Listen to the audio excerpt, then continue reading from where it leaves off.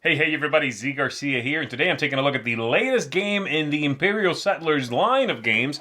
This is Empires of the North.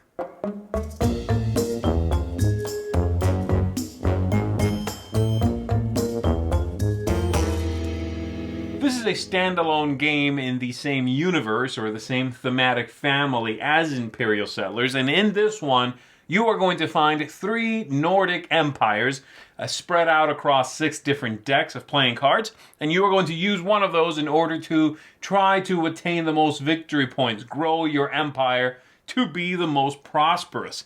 It's still a card game, but there's a lot of deviations here from the original Imperial Settlers if you are familiar with that. I am a huge fan of Imperial Settlers, and I am a huge fan of 51st State. Both of those kind of have similar core concepts. 51st State came out a long time ago, then from that came Imperial Settlers, and then from that came 51st State Master Set, which took some of the ideas and really radically reworked the original 51st State. Well, this one, Empires of the North, is its own evolution, its own thing, and if you are familiar with the original one, I think you'll see a lot of differences, and I would wager that you might have a slightly harder time learning this one if you are familiar with the original Imperial Settlers, because you have to break away from that a little bit in order to figure some of the concepts out here. Not to say that the game is difficult necessarily to learn, but I had a little bit of a harder second game to stop thinking in the way that game has trained me to think. Anyway, let's go ahead and dive into this one, Empires of the North. I'm going to show you how it works. We'll come on back after that. I'll tell you what I think of it. So here we're going to be taking a look at a game for 2 players. You set up the 2 decks of islands, the nearby islands, the distant islands, and flip over 2 from each. Each player is going to get 2 of these action selection pawns. They're going to get a spent workers tile. Their 2 ships, their deck. Everybody has 3 basic cards. They begin face up on the table, and whatever resources they produce, they begin with those. And then everyone also has 5 workers here that they're going to be spending throughout the game in order to take different actions.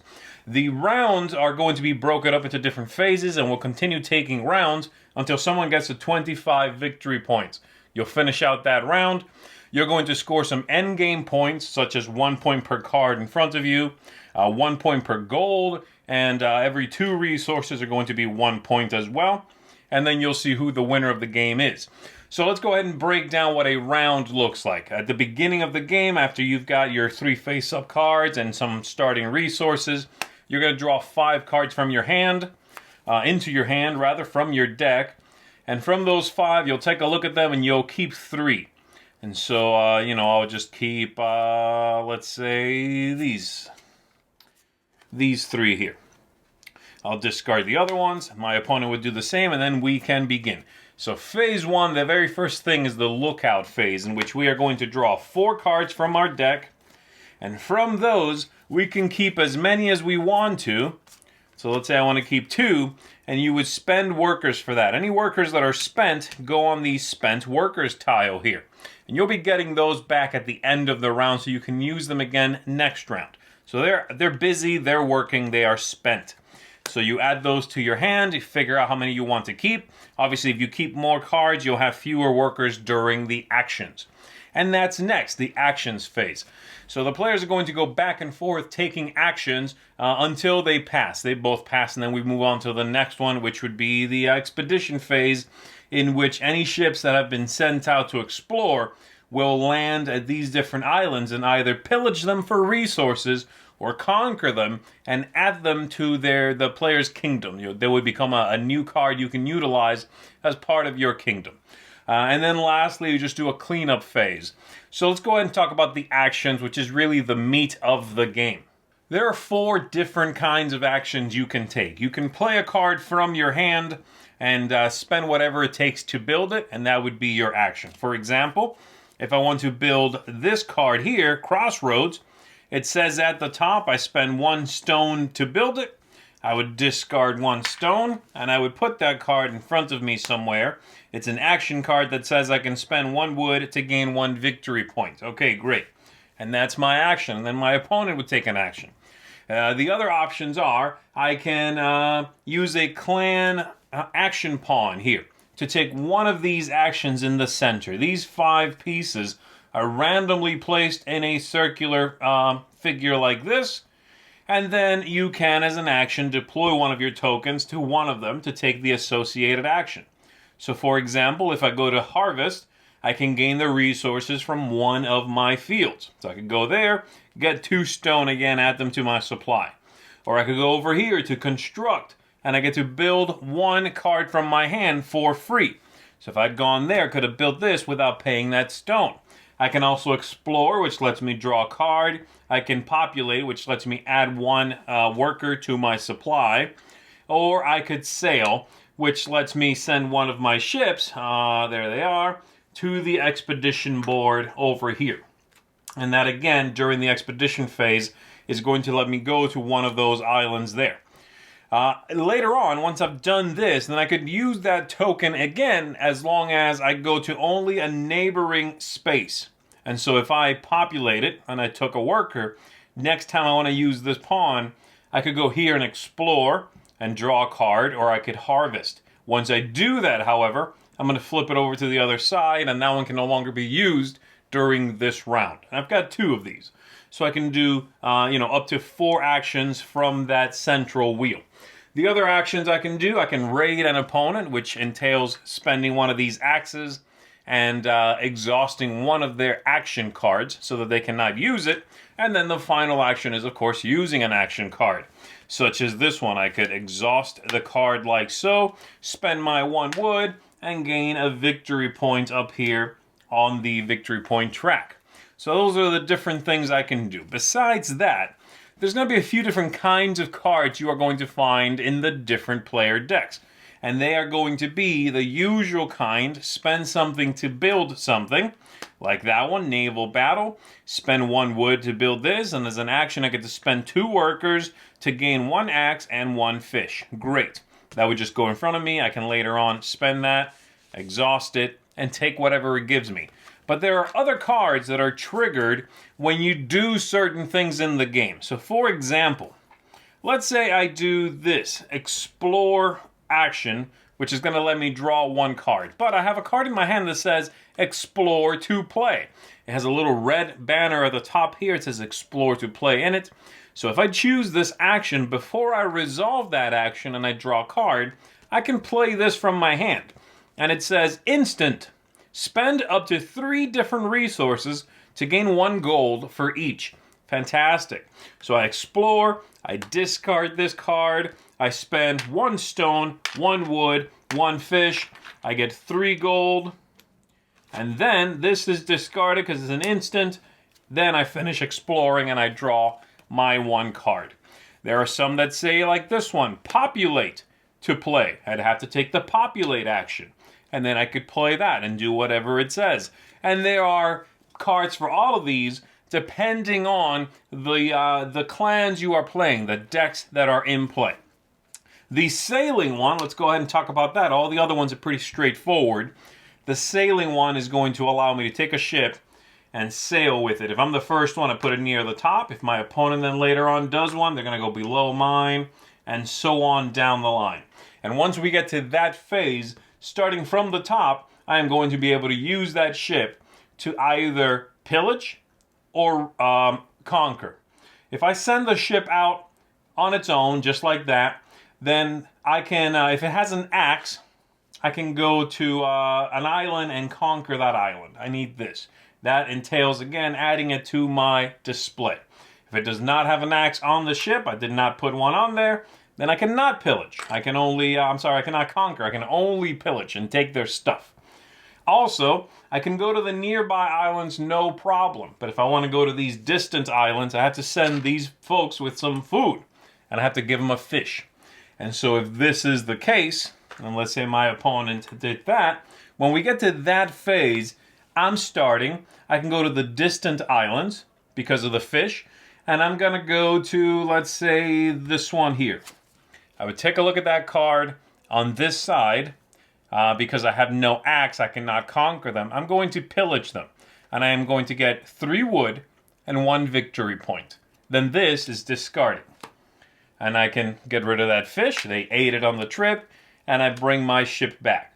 Then my opponent would go. My opponent has no fish, so they cannot go to these distant islands. They won't make it. But they can go to these nearby islands, and with the axe, they could conquer one of these. So they would take a look at both, and they would say, I like this one here. I am going to conquer that island. That island is going to give them a new action. The action is that they can spend 1 worker to gain 1 wood. It also has a building bonus of 1 fish and 1 gold. Gold, by the way, is wild, and it'll stand for any of these resources at the bottom. You've got sheep and fish, wood, stone, and food. But they'll have that card, and that card is also a victory point at the end of the game. So that's their choice. They'll take one, they'll put it in front of them like so. The other one is discarded also at the end of the round. And then for the next round, axe is gone. We will draw 2 new ones from each stack, making some new islands available for the players. At the end of the round, once we're done taking actions, we're done with the expeditions, then we do the cleanup phase in which we take both of our pawns and we bring them back. We are going to release all of our workers from being spent, all right? And any resources we have, we keep. We ready all of our action cards, and then we go back to the beginning. Be aware you do not normally make new resources unless you harvest, but you also don't lose any resources if you don't spend them from one round to the next. They just sit around in your stash, and you can use them next round, unless the game, of course, is over. And so that's basically what you are doing in the game. There are also cards in some of these that are going to allow you to grow a field. You can do, let's see. If I have this card, for example, it says up here, explore to build. I might be able to, when I explore, I can add this card to one of my fields like so, and now when I harvest that one, I'm going to get 2 fish instead of just 1 fish. So that's another type of card you'll find in your decks. But there you go, that's the idea. So utilize these actions effectively, build up, take the actions that you need to take in order to make victory points. Maybe you want to find and conquer some of these islands, so you're going to need the axes for that. Maybe you want to slow down your opponent, so you need the axes for that as well. And all of the other resources are going to let you build and take a few other abilities and put them into play. So that should give you an idea of the general flow of the game. As I said, there are 6 of these decks of characters. They each specialize in something a little bit different. They have a different combination of cards. Some of them have a lot of these action, cards that are triggered by taking an action, right? The instants, they have a lot of those. Some of them have great conversion rates. Some of them are very good at sailing, like these characters over here allow you sometimes to skip ahead in the lineup and go ahead and sail to an island right now without waiting for the expedition phase. So that lets you, jump in front of other players and take the things you want right now without them getting in your way and bothering you. So lots going on in the game, but as I said, that should give you an idea of how the whole thing works. There you go, a nice tray for all the components, and that's pretty much it. So let's go back up top, and let me tell you what I think of the game. Alright, so there it is. As I said in the intro, I really am a huge fan of Imperial Settlers, and I'm just going to say it right now. I think this is a better game than Imperial Settlers. I think it makes the entire package more cohesive, it makes the game more thematically strong, and it makes the whole thing feel more like a board game that has a bunch of cards in it than just a pure card game. Let me see if I can talk you through my points here, and perhaps I'll be able to illustrate what I mean by all that. So everything's going to get a positive here, so I'm just going to tear into it. Thematic ties. Everything makes a little more sense than in the original game, and so everything makes a lot of sense for me. And again, I never had a problem necessarily with the original game. I really enjoy it. But having played this now, a lot of little things start to jump out at me. Things like, how come in the original game, at the end of a round, when I'm done and I pass, all the things I gathered disappear. They just vanish. And in this game, that's treated in a much more board game-like way. You don't automatically make resources. You have to go and harvest them and get stuff. Or go to an island, sail to an island and take their things. But then, when you're done with this round, if you've got a bunch of gold, that's your gold. You've got it for next round also. Workers in this one. You don't just burn them away. You are going to have workers that you employ. You put them to work, and then next season or next month or next week or whatever, they're not tired anymore, and you get them back. They can work again. So all of those things are really tight. I think the only thing that I like thematically in the original game in Imperial Settlers more than I like in this one is the fact that the different clans, the different groups are very diverse. They're not thematically sensical. You know, like the Japanese fighting barbarians, fighting the Egyptians, and you're thinking, well, these people probably haven't encountered each other in history like this. And so this one is more thematic, but they're also less, from an outsider's point of view, less diverse. It's like, well, it looks like a bunch of Nordic tribes. They all kind of look a little samey. But the theme is stronger. Aesthetics. Fantastic components in this. The insert is spectacular. It's got a really nice tray that you can remove from the box with all the components. As you saw, everything just works really well. And I like the look of everything. It's very cartoony. I do worry that folks who might not know what kind of game this is would look at this cover and go, ooh, a cute game, play it, and find it to be a game with a lot going on. A lot of combos, lots of little rules, things to manage. So that's a small concern, but I like it. I like that combination. I also worry that people who like serious games might find this too cartoony. But again, I don't care about that. I like the look. The replayability. Well, you're going to get 6 decks in the box now, and that's great. The original game, the previous game, and I know I keep comparing them just because I have a point of reference with the original game. They don't need to be compared. You don't have to have played the original game. This is a standalone product. You can definitely, if you've never played any of these games, feel free to get this. Do not worry that you might be missing something. You won't be missing a thing, okay? The original game has 4 decks in it, 4 clans. This has 6 right in the box. And that gives you a ton of variety. It also feels like there's a lot of design space that they're able to explore in this game, with different decks of cards being good at different things and different combinations of cards. So really neat stuff. There's also, a cohesive deck that you don't need to deck build into. So you can just grab the deck you want to play, boom, that's your group of people, you're off to the races. So really good replayability. Besides that, this box has a fantastic solitaire mode. 51st State Master Set has a good solo mode. Imperial Settlers has a good solo mode. This is better than both of those. This is going to be a little bit scenario based, and you have this little book in it with the rules for solitaire play, and then these little scenarios for solitaire play that give you a couple of changes to setup, some new things, a new couple of abilities, a target victory point amount that you're trying to hit. If you don't get to that much, at least you just lose straight up. And then a really neat idea over here for events that happen to you as you are playing the game. So after you do your lookout phase in a solitaire mode, you draw a numbered token 1 through 5, and something happens. And again, there's a few different scenarios in this one. So I think this is a fantastic solo mode. Truly enjoyed that. The game length. I like the race to 25 victory points. They did that in 51st State Master Set. Imperial Settlers, you played a number of rounds, no matter how many victory points the players were getting. You played that many rounds. I like this style better. I do like the race to 25 victory points to finish out the game. Because some decks are going to try to rush the end. And sometimes if you are not that deck, you got to make sure that you're building up enough to still win, even if they cross the finish line first. When you do your final tally, you can take them. I like that. I like the different rush versus build kind of decks, you know. The ease of play here, the theme helps a lot in this one.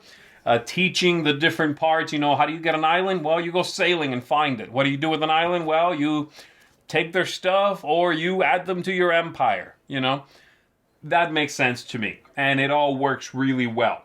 harvest a field, add an action, triggering that action spends it, and you just turn the card. You don't have to worry about leaving components on them. You can throw those back into the tray and just turn the card sideways, and it's exhausted. So it all works for me. Lastly, tactics and strategy. There's lots to do in the game, and lots of choices on how to do them and how to play. And of course, as I said, the solo mode gives you a lot of tactics and strategy, and every scenario will be a little bit different based on which group you're playing with. Which deck of cards you are playing with. I also like in this one a lot the way combat or conflict, let's call it, works with the other players. In the other games, 51st State, Imperial Settlers, attacking another player always feels like you might be making a mistake by doing it, because while you are getting something from them and denying them of a card, they get something from you attacking them, and it might in fact be the very thing they needed. You might help them maybe more than you were hoping to by attacking them, and that's kind of a strange concept, but it makes sense in that game, In this one, attacking is so clean. You spend an axe, you tap one of their cards sideways, and it's spent. And they can't use it unless they have a card in their hand that lets them ready one of those. It's just really clean. I like it a lot. I still don't do it a lot, but I have the ability to do it, and it's simple, and I enjoy that. So there you go. Overall, I gotta say, I am very impressed with this product. I think it's a really, really fantastic evolution of a game I already enjoyed very much, and as a standalone product, this is superb. I really do think so. So my bottom line, this takes a tremendous card game and makes it better in most of its aspects, while including more content in the base game and a very enjoyable solitaire mode. This is going to get a 10 out of 10 from me, and therefore, of course, it gets a seal of excellence. I recommend this to everybody who is a fan of any of those earlier games, or even if you haven't played any of those, I recommend this to you anyway. I think, unless you have a fear of card games, I think there's something in here you're going to enjoy. So there you go, Empires of the North, Imperial Settlers Empires of the North. Thanks for checking this out, everybody. I'm Z Garcia. I'll see you on the next one. Thanks so much for watching the Dice Tower videos. Find more great videos and reviews, as well as our top-rated audio podcast at Dicetower.com.